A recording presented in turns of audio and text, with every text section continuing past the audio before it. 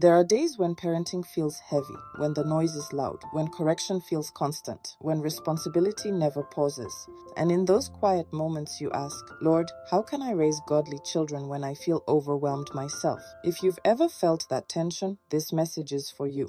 Before we dive into our discussion, if this is your first time here, I welcome you warmly. I'd love to invite you to subscribe and turn on the notification bell so you don't miss future faith-filled encouragement. Now, let's get into it. First, let's remember something important. Parenting is not an accident, it is a sacred trust. God formed your child in His image and then placed that child in your hands. That is not random, that is intentional. Malachi 2:15 tells us that God seeks godly offspring, and in Genesis 18:19, God chose Abraham because he would direct his household in the way of the Lord. Raising godly children is not just cultural, it is spiritual, but that doesn't mean it won't feel overwhelming sometimes. Genesis 3:15 speaks about enmity between the serpent and the offspring of the woman. That verse reveals something deeper. There is a spiritual battle over children, and that makes intentional parenting spiritually significant. But here is what you must not miss. You are not fighting this battle alone. Ecclesiastes 4:9-10 says, "Two are better than one. If one falls, the other will lift him up." Raising godly children was designed as a we assignment. For married parents, this is a shared responsibility. You are meant to support one another in low moments. But what about single parents, or moments when your spouse feels just as overwhelmed as you? This is where we go deeper. Isaiah 54:13 says, "All your children shall be taught by the Lord, and great shall be their peace." Pause there. God did not say, "You alone will teach them." He said, "They will be taught by the Lord." Psalm 55:22 says, "Cast your burden on the Lord, and He will sustain you."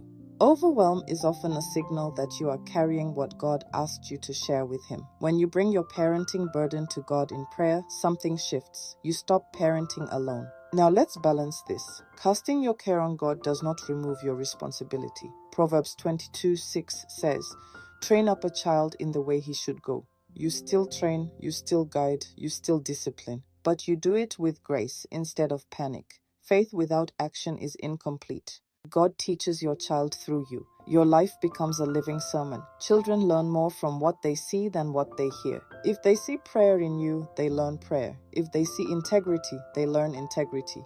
Your life is a curriculum for them.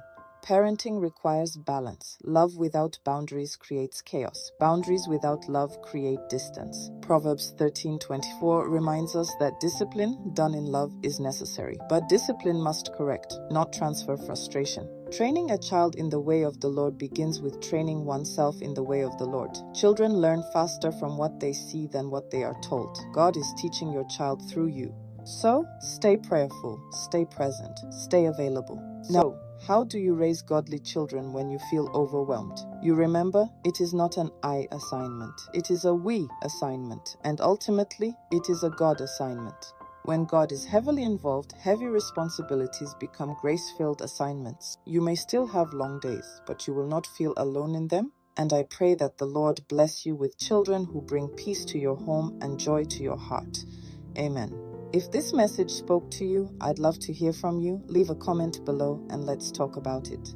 And if you want more faith-filled, honest conversations like this, don't forget to subscribe and share this with someone who may need encouragement today. And before I go, I invite you to explore the life-changing books available on The Word That Suits. They were prayerfully written to bring wisdom, comfort, and transformation, and I trust they will bless your journey. For more details on the books and other inspiring blog content, visit the link in the description or in the bio and explore The Word That Suits, a platform created to meet you where you are with words that encourage, strengthen, and guide.